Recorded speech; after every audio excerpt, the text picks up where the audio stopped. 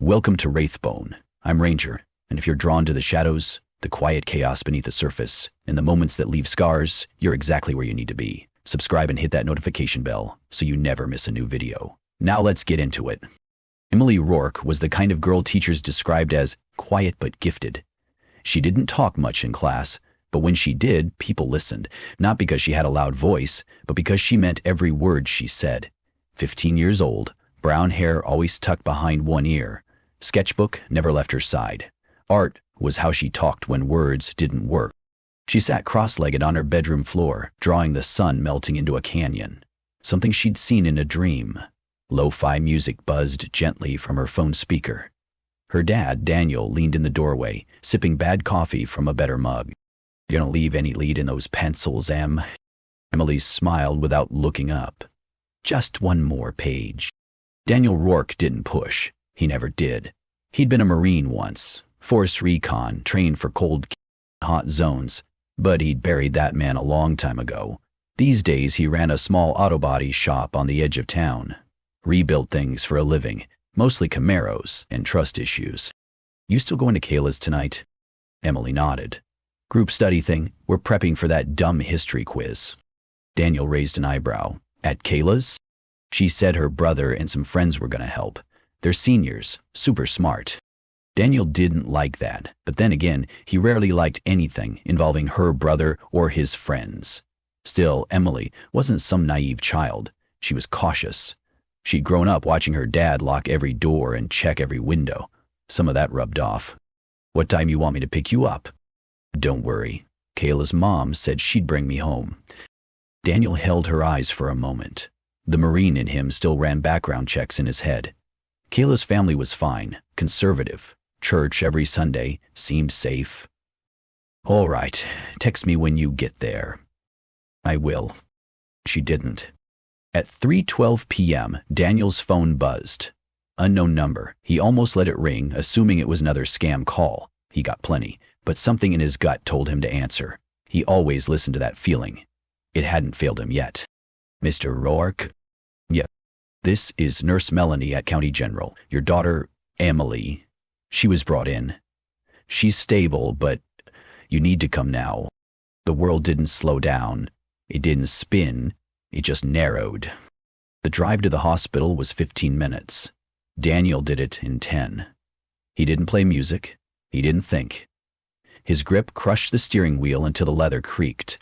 When he arrived, a security guard pointed him toward the ER without asking a single question. Daniel's face told a story no one wanted to interrupt. Nurse Melanie met him just outside Trauma Room 2. She was young, but her eyes looked older, tired, like she'd seen too many things people shouldn't have to see. "She's awake but not speaking. She's shaken." "What happened?" "She was found behind a shopping complex. A bystander thought she was drunk. Called 911. No phone, no ID. She and both when she left the house." Melanie's voice dropped. "We're doing a full exam, including a..."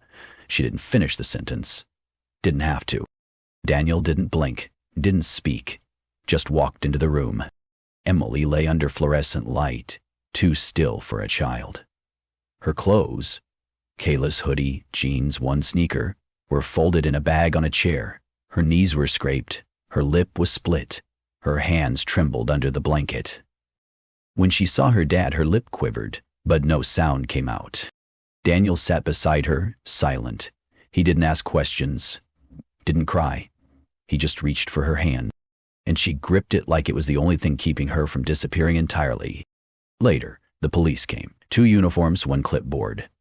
Daniel didn't like the way they asked questions, like they were more concerned with whether she'd been drinking than what had been done to her.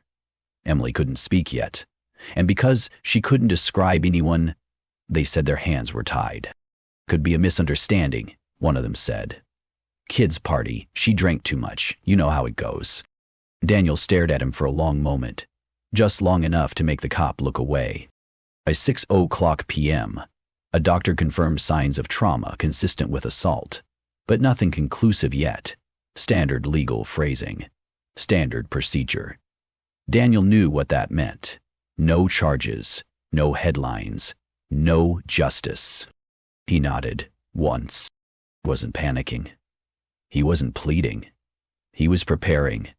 Outside the hospital room, Nurse Melanie stopped him quietly. "Mr. Rourke, I've worked here a long time. I've seen this happen. A lot of these cases, they go nowhere. I'm not saying give up. I'm just saying, be ready." He looked at her, calm and blank as a steel plate. "I'm always ready." Emily finally spoke 3 hours later. Just one word. "Kayla." Daniel leaned in. "She was there?" Emily's eyes filled with tears. He kissed her forehead. "I'll talk to her." The sun was setting as Daniel left the hospital. It cast long shadows across the parking lot. He didn't walk fast. He didn't storm out. He just moved with purpose. Because if you looked closely at Daniel Rourke's face in that moment, you'd realize something important. He wasn't broken. He was awake. And that was going to be a problem for whoever thought they could touch his daughter and walk away. The walls of room 204 were off-white, with one flickering light in the corner that gave the illusion of movement when there was none. Emily Rourke lay beneath a thin hospital sheet, barely breathing, barely blinking. She hadn't spoken since they brought her in. Daniel sat beside her, not slouched, not tense, just present, in that terrifying way only men like him could be, still, watchful, containing something vast just beneath the surface. Emily stared at the ceiling. Her pupils didn't track movement. Her lips had stopped trembling, but only because she'd run out of energy. One hand was tucked near her chest, clutching the fabric of the gown so tightly her knuckles were white. Her other hand lay open on the bed, slack, bruised. A nurse came in. Older this time. Practical, quiet. She didn't smile, just brought a tray of instruments and explained what they were going to do in clinical terms. "We're performing a SANE kit, Exual Salt Nurse Examiner. It'll collect DNA, hair samples, physical trauma assessment. Photos may be taken for evidence." Emily didn't respond. Didn't blink. Daniel did. "You need my permission?" "No," the nurse replied gently. "She's old enough to consent, but she hasn't said yes or no. She just lets us." That answer carved something out of him. A quiet part of him died right there, one he wasn't going to need anymore. The nurse paused, looked at him. "I'm going to be honest, Mr. Rourke. I've worked these cases for 23 years, and I wish I could tell you the system works. But half the time, the evidence gets buried under bureaucracy.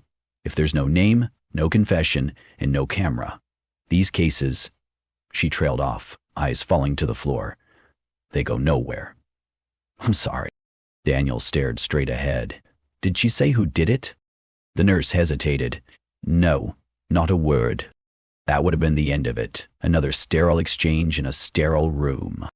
But just as the nurse turned, Emily's open hand twitched, then curled, and then slowly, desperately, reached toward her father's. Daniel took it without question. Her grip was weak, but it wasn't about strength. It was about intention. She was trying to hold on to something, someone, real. Something that hadn't violated her. Something she trusted to keep her here. Daniel squeezed her hand gently. She didn't speak, but her jaw clenched and her eyes blinked. Once. That was all he needed. "I'll take it from here," he whispered. The nurse froze, not because he raised his voice, but because he didn't. It was the kind of calm that rattled the spine. An hour later, Daniel stood in the hallway talking to a hospital administrator. They wanted him to sign insurance paperwork. He didn't. His daughter was still inside, having her body photographed like evidence at a crime scene, and they wanted a billing address. He gave them a look that made them back away, no words exchanged. He returned to the door, didn't go back in, just stood outside it, arms crossed, back to the wall. He didn't check his phone. He didn't sit. He just stood there, like a statue that was waiting for war. Detective Morales finally arrived around 9:30 p.m. Middle-aged, civil, tired. Too many years in a system that didn't give him enough.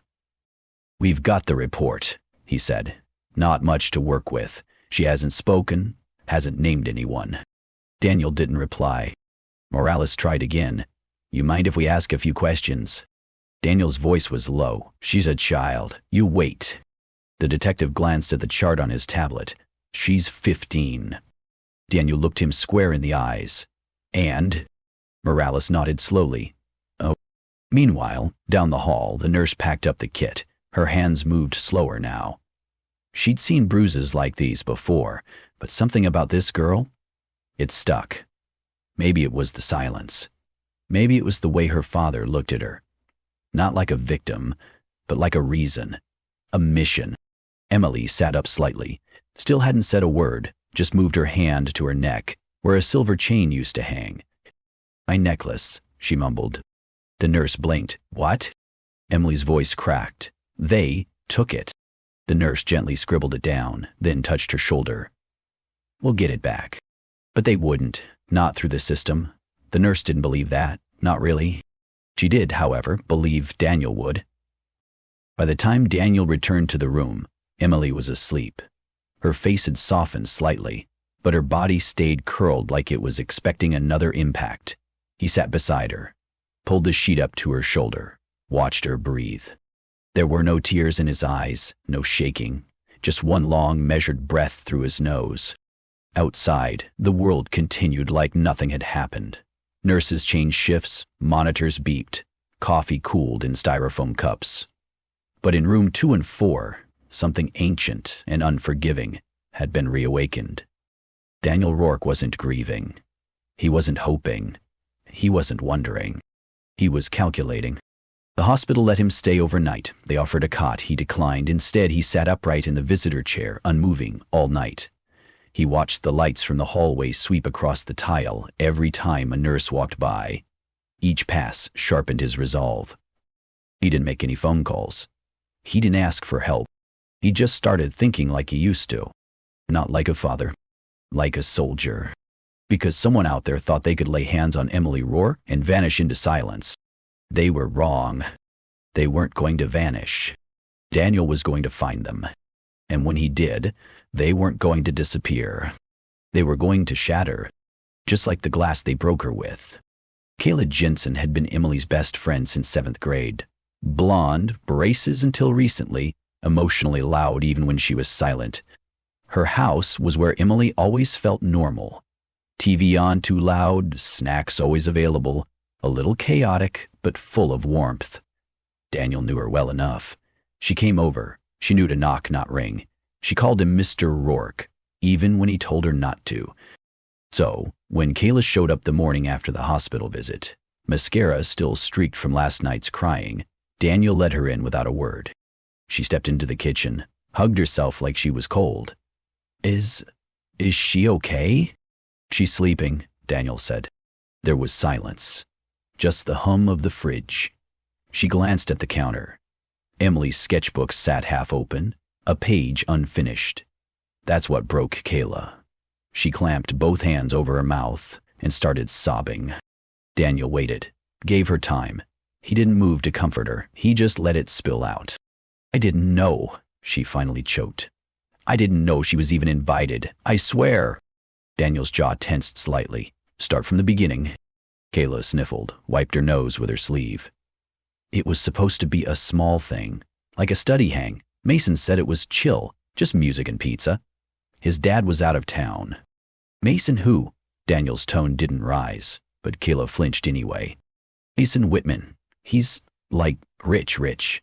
His dad's a senator or something. Daniel didn't react, just watched.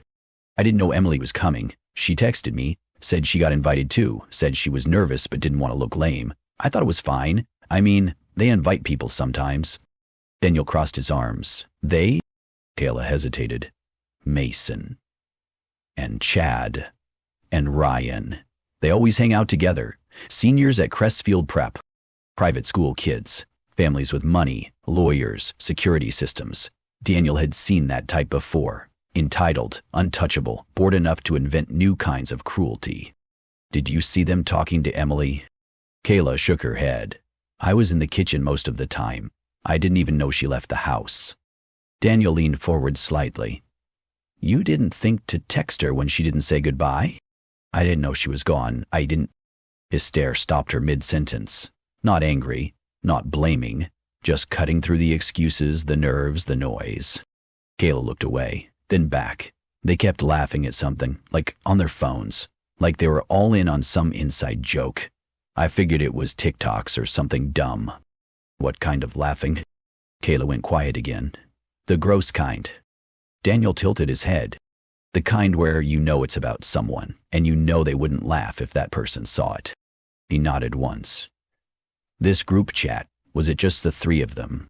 No, I think it was more, but they only ever showed each other, never us. Chad kept calling it the Hall of Fame or something. Daniel leaned back, digesting that. Hall of Fame. A chat. A pattern. A culture. Not a one-time mistake, not a drunken accident. This was organized. Did Emily say anything afterward? He asked.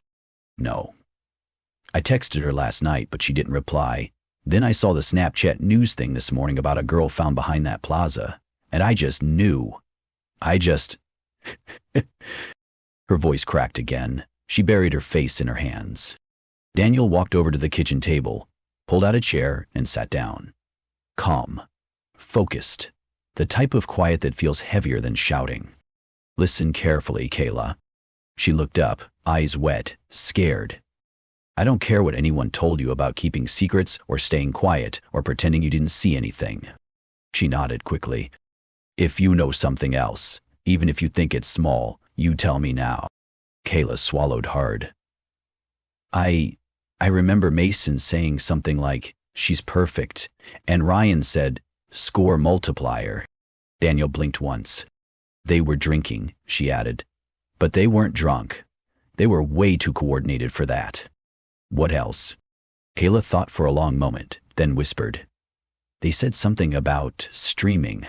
Daniel's pulse didn't change, but inside something snapped taut. Streaming? Yeah. Like, not to the public, just to their group. Some app I'd never heard of. Ryan said he was setting it up in the upstairs room. Daniel stood. That was enough. Kayla looked up. I didn't mean for any of this. I know, Daniel said quietly. You didn't. But they did. She hesitated, voice small. Are you going to the police? He didn't answer. Kayla stared at him, then whispered. You're not going to wait around, are you? He looked at her, not with cruelty, but with finality. No. Daniel Rourke had never been much for technology. The only apps on his phone were a weather widget and an old military compass. He still paid his bills by mail. Didn't trust online banking. Didn't trust most things, really. But that morning, with Emily still asleep upstairs and Kayla's tearful words echoing in his head, he sat at the kitchen table and opened a laptop he hadn't touched in years. He wasn't looking for answers, he was looking for connections. The kind that didn't show up in police reports, but lived in group chats, deleted stories, and behind usernames people thought made them anonymous. He created a fake profile, a junior transfer student, used a believable name, borrowed images from public profiles with filters, joined Crestfield Prep's open student groups on social media. Within minutes he saw it. The culture. The digital currency of comments, emojis, inside jokes. Popular boys throwing flame emojis under each other's photos. Girls in comments trying not to seem too interested. Harmless on the surface. But Daniel wasn't looking at the surface. He was looking for a pattern. By evening he found it. It started with a series of photos from Mason Whitman's private Instagram account. Each photo was normal, party scenes, red cups, late-night pizza boxes. But the captions didn't match. Phrases like huff material and +3 bonus under pictures of random girls, usually ones who didn't follow him back. Daniel wrote each caption down, matched them to the timestamps, compared them to posts from Chad and Ryan. That's when he found it, a pattern of numbers. Weird acronyms, private jokes that made no sense to outsiders, but formed a code among them. And then he saw it. New round, game night. Horace posted the night Emily went missing. He stared at the post for a long time. He dug deeper. A tag location led him to a lesser-known app popular with gamers. He made a burner there too. Same name, same fake student bio. Eventually someone messaged him. A user named R0L said he looked familiar. Asked if he was trying to get in the rotation. Daniel played dumb.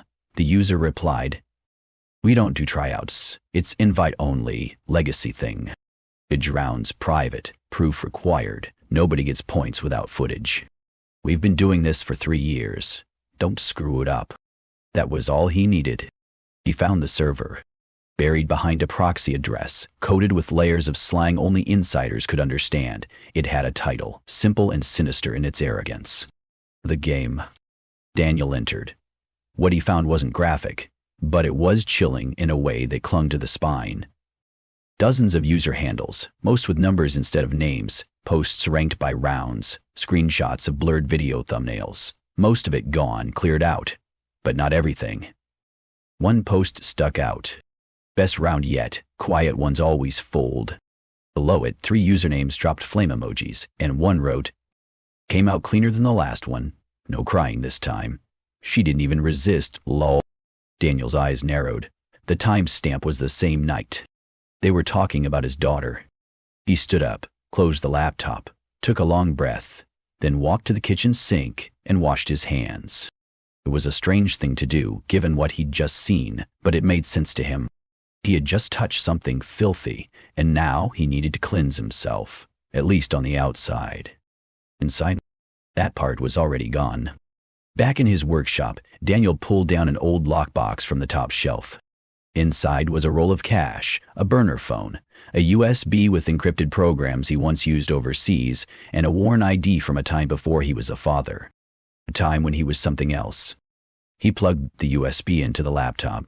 He wasn't here to post, or threaten, or shout at the void. He was here to trace. The next 3 hours moved in silence. Daniel followed server connections. He matched IP fragments to devices, usernames to Snap stories, and event locations to party videos. What he found painted a clear picture. The game was a legacy ritual, an unofficial, unwritten challenge, passed down by graduating seniors at Crestfield Prep. Participants nominated girls from public schools, art programs, or first-year transfers. Each round had private footage used as proof for entry into the chat. No proof, no points. The higher the rank, the more influence in real life, access to parties, private files, even favors from older alumni. And worst of all, no one had ever been caught. Because the victims, they never talked. Or they weren't believed. Or they were like Emily too scared to relive it. Daniel pulled out his notebook, flipped past the names he'd written. Mason, Chad, Ryan. He added 3 more usernames underneath, then beneath those, wrote one sentence. They think it's a game, let's show them how it ends. He closed the notebook, and this time, he didn't put it back in the drawer. He took it with him, because now it wasn't just about Emily. It was about every girl before her, and making sure there would never be another one after. Daniel Rourke never cared much for technology. He fixed things with his hands, trusted paper over screens, and could go months without checking his email. But that morning, with Emily resting upstairs and the truth clawing at his thoughts, he powered on an old laptop and opened it like a soldier cleaning a forgotten weapon. The keys were stiff, the screen flickered, but Daniel's focus was razor sharp. He wasn't looking for information. He was looking for structure. He was looking for how it worked because he already knew who did it. He'd built a fake profile, name, school, background, just enough to pass. Joined public student forums connected to Crestfield Prep, the elite private school nearby. He scrolled through party photos, class pages, sports team shoutouts. Among all the harmless fun and teenage drama, certain usernames kept showing up. Mason Whitman, Chad Spencer, and Ryan Cole. All 20 years old. All former students who had graduated but still orbited the younger crowd. And each of them used the same strange phrases beneath photos and stories. Points locked. Round complete. Legacy secured. It didn't sound like a game anyone would want to play. But Daniel understood language like this. He'd heard it before in darker places, far from home. Phrases that seemed meaningless until you knew what they were hiding. Digging deeper, Daniel found an invite-only server on a popular chat app. Not something you could search on Google. It was buried, shared through QR codes, referral links, and whispers among trusted insiders. It was called The Game. The server was clean, no files, no photos, But the chat history told the story. It wasn't about sports, it wasn't about fun. It was about control. Each round had a leader, a chosen participant, a goal. There were mentions of picking the right kind and earning bonus points based on how the target reacted. It was planned, intentional, hidden behind private usernames and carefully timed posts. Daniel read one message that made his heart slow in his chest. Best round yet. Quiet ones are always easy. Points to Chad for the setup. The date matched the night Emily went missing, and she was known for being quiet. Daniel stared at the screen. Not because he needed more proof, because he finally saw the full picture. The game was a sick tradition, something passed down from one group of wealthy kids to the next, not officially part of any school or club, just whispered instructions and shared access, a secret kept alive by people too old to care and too protected to fear consequences.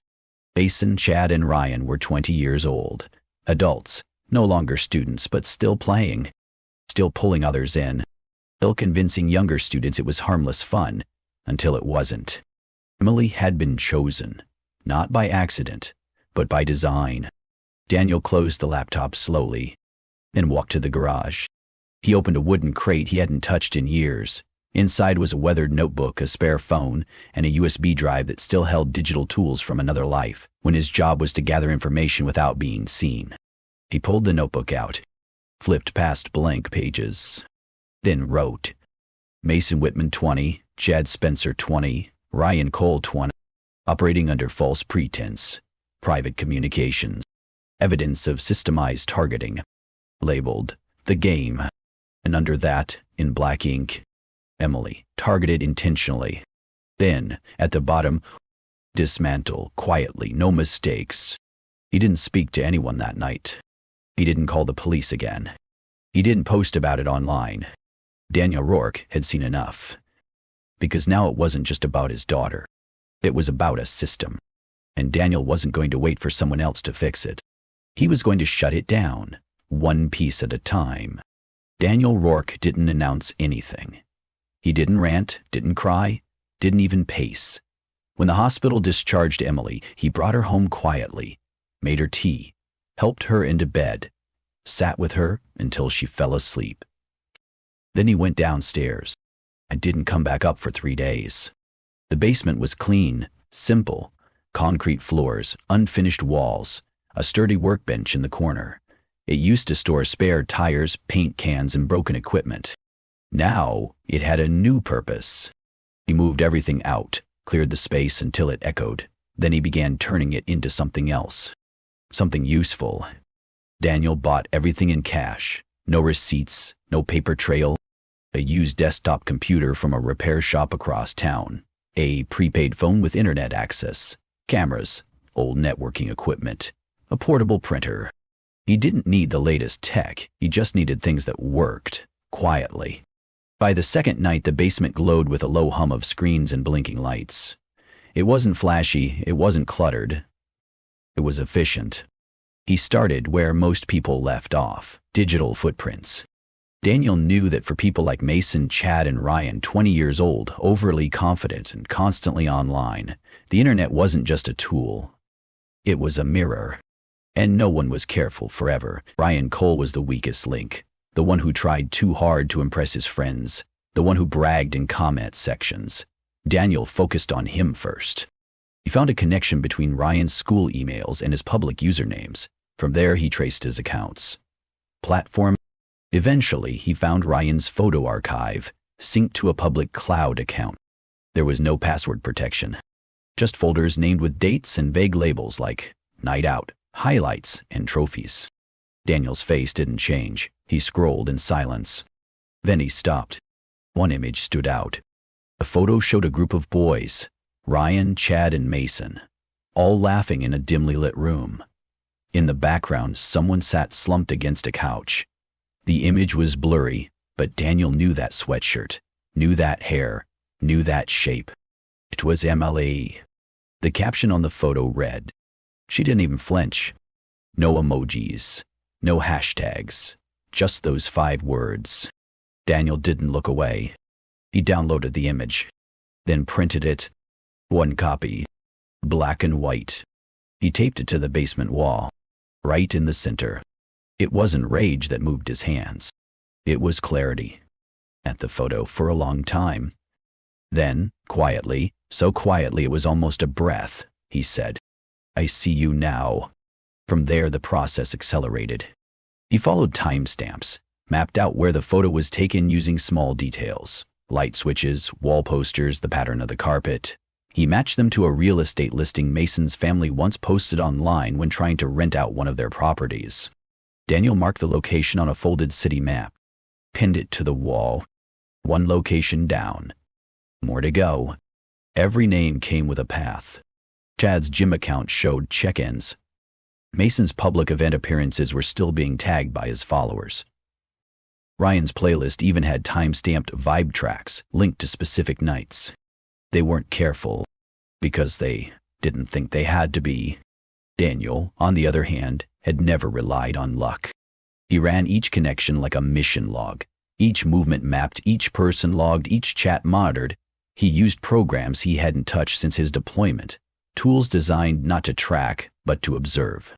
Because Daniel wasn't after revenge. He was after the full picture. And when it was time to move, he'd already know everything. Back upstairs, Emily remained quiet. She spoke a little, ate a little, but mostly stayed in her room.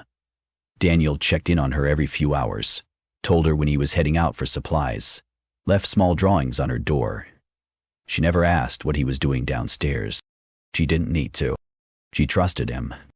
By the end of the third day, the basement wall held maps, printouts, schedules, and one photo at the center. Emily's. Not because she was weak, but because they thought she was. That mistake would cost them.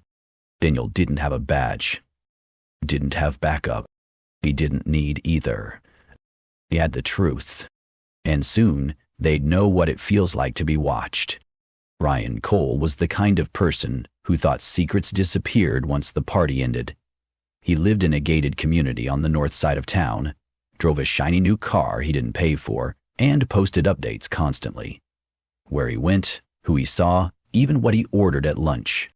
For someone involved in something so secretive, he was surprisingly careless.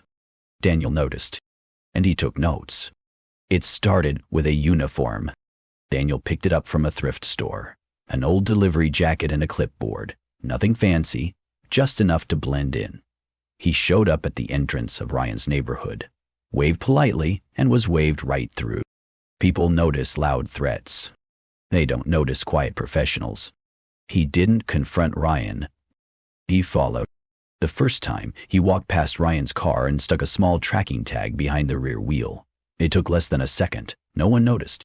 For the next 2 days, Daniel mapped his every move. Coffee shop, gym, back roads, evenings at home, and one particular stretch, between 10:15 and 11:05 each night, when Ryan drove out toward the woods, parked, and scrolled on his phone for almost an hour. No one else around. That's when Daniel made his move. He waited until night 3. Same time. Same route. Ryan parked. Headlights off. Cold and glowing in his hand. And that's when Daniel stepped out of the dark. What happened next didn't take long. 40 seconds. No yelling. No mess. Just silence. And then, nothing. Ryan woke up in a small shed. Not a prison. Not a cell. Just a quiet space. One chair, one table. One man standing across from him, calm as a shadow. Daniel didn't raise his voice. He didn't threaten. He asked questions. Softly. And something about that, something in Daniel's eyes, made Ryan talk. He talked about the game, how it worked, who started it, how many had played, what the rounds really meant, what they had planned next. He gave names, group chats, passwords, backup files. By the end of it, Ryan wasn't arrogant anymore. He was quiet. Daniel didn't punish him. He made a decision. At sunrise, a jogger on the edge of a park found Ryan curled under a picnic shelter. Dazed, silent, and shaken. Next to him was a sealed envelope. Inside, a flash drive labeled Detective Morales. for a note that read, "Start here." No one could say exactly what had happened. The police had questions. Ryan had few answers. But one thing was certain. The game was no longer a secret. Daniel. He was already moving on to the next name on the list. Mason Whitman didn't just walk with confidence, he carried it like it had been handed down. 20 years old, expensive watch, perfect smile, the kind of charm that made people forget what they were worried about 5 seconds ago. And why wouldn't he be confident?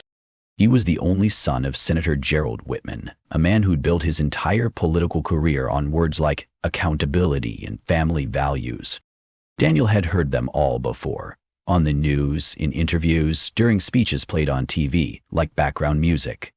But none of them mattered now, because Daniel wasn't listening to the words anymore. He was watching the people behind them.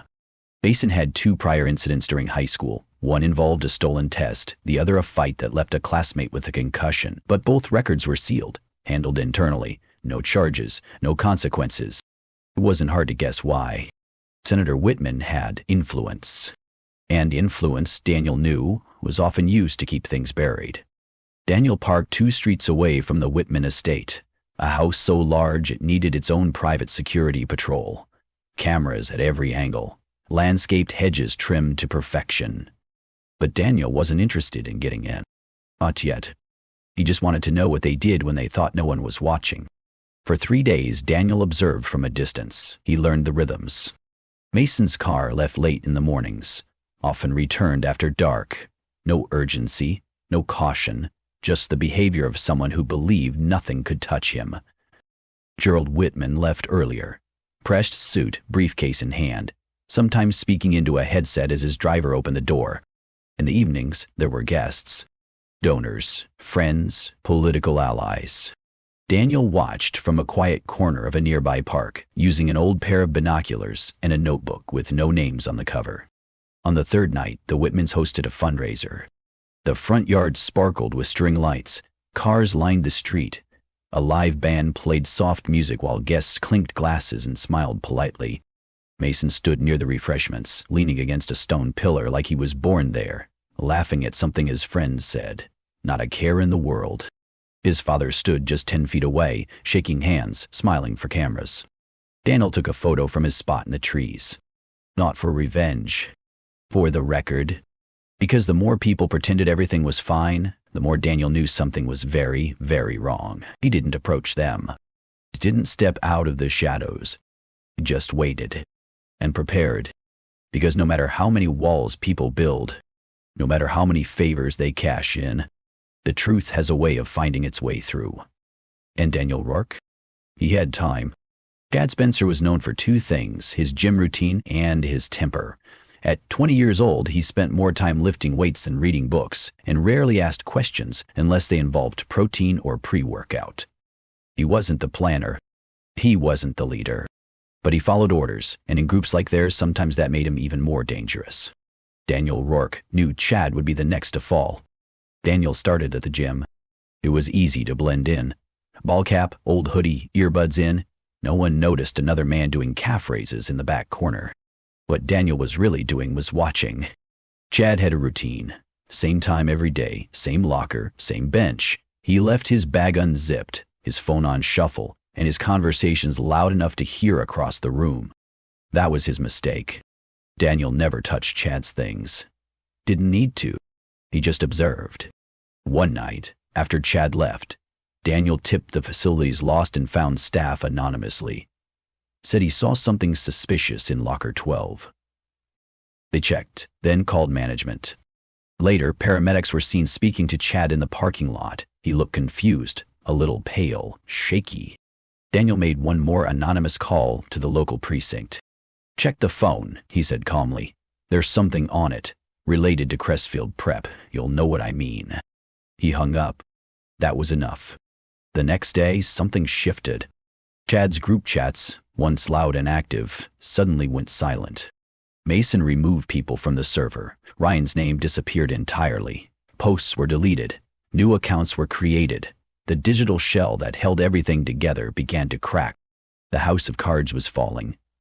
Daniel watched it all from his basement, where the monitors lit his notebook with soft white light. On one screen, the group's activity tracker showed a sharp drop. On another, police vehicles were seen pulling into Chad's neighborhood. Daniel didn't celebrate. He just flipped the page in his notebook and wrote one word: Mason. Because the moment the group chat went quiet was the moment Daniel knew they were panicking. And when people panic, they make mistakes. He didn't need to force them into a corner. They were walking there all by themselves. Daniel Rourke didn't leave a note. He didn't explain himself to anyone. He just disappeared.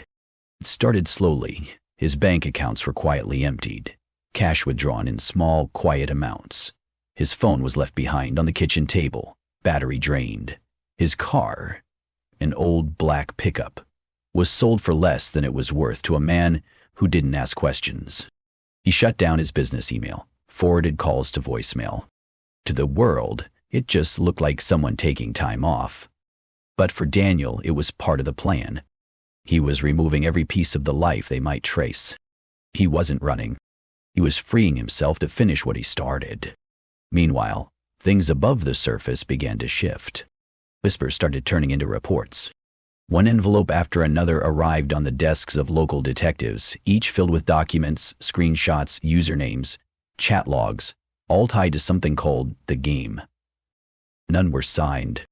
None needed to be. The information spoke for itself. Ryan and Chad were picked up quietly. No sirens, no headlines. But the arrests happened. Questions followed. And for the first time, silence wasn't protecting them anymore. But Mason? He remained untouched. Senator Gerald Whitman's name carried weight. His lawyers moved fast. Every report that reached the DA's office was answered with forms, statements, explanations. It all looked official. It all looked clean. Too clean. The case stalled.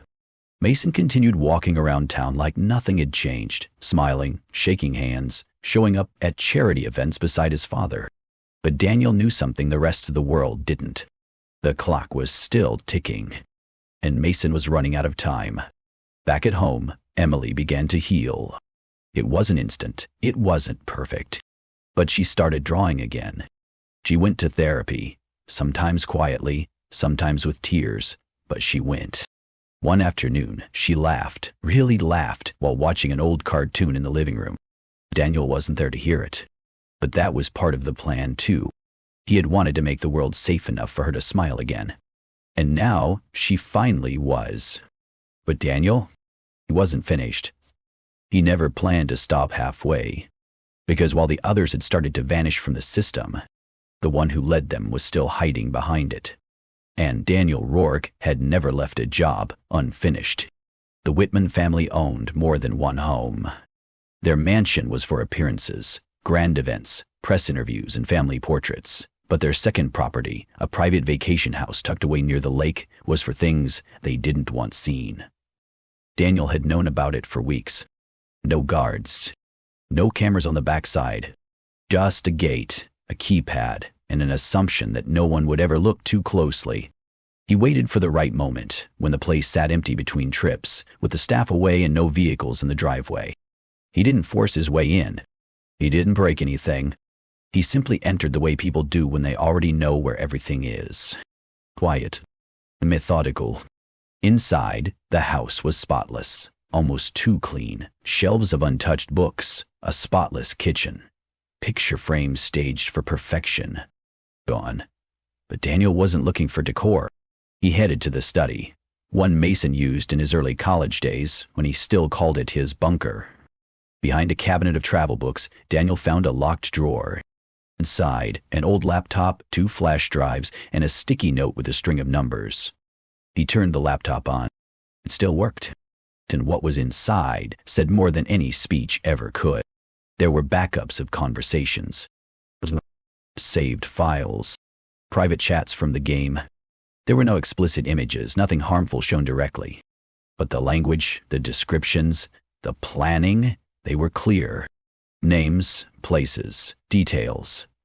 Proof of everything. Not hearsay. Not rumor. Documentation. Enough to change the conversation forever. Daniel didn't go to the police. Not directly. Instead, he took the information and uploaded it securely, anonymously, to a public server used by journalists and transparency advocates. He shared it with major media outlets, local watchdog groups, and forums that specialized in whistleblower reporting. He didn't add commentary. He didn't add his name. It's the truth. And the world did the rest. Within 24 hours, it was everywhere. Headlines filled with terms like elite school scandal and anonymous source exposes secret chat group. Screenshots were analyzed, code names matched to real ones. People began asking questions, loudly and in public. And then, one morning, Mason Whitman was led away in handcuffs on live television, still wearing that confident smile, until he saw the cameras, until he realized the world wasn't looking away anymore. Senator Gerald Whitman stood behind a podium that afternoon. He called it a smear campaign. Deep fakes, forged messages, complete nonsense designed to destroy a young man's reputation. He blamed the media. He blamed politics. He blamed online conspiracy culture. But he never once blamed his son. That night, back at the vacation home, an envelope was slid through the front gate. It was addressed in plain handwriting. To the senator. Inside was a single sheet of paper. No threats. No accusations. Just one sentence. You built a monster. The press called it a bold legal strategy. Mason Whitman, fresh out on bail, shielded by his father's legal team, vanished from the public eye within hours of release. No statements, no appearances. And he didn't go home. He went into hiding. A lakeside cottage, private and off-grid, owned by a family friend, unlisted in public records. No cameras, no guards. Exactly the kind of place someone used when they thought the worst was behind them. But Daniel Rourke had already circled it in his notebook, days before Mason ever got there. He arrived at dusk. The lights were on. The front door was unlocked. Inside, Mason expected to be alone. But Daniel didn't knock, and he didn't announce himself. No one knows exactly what happened in that house.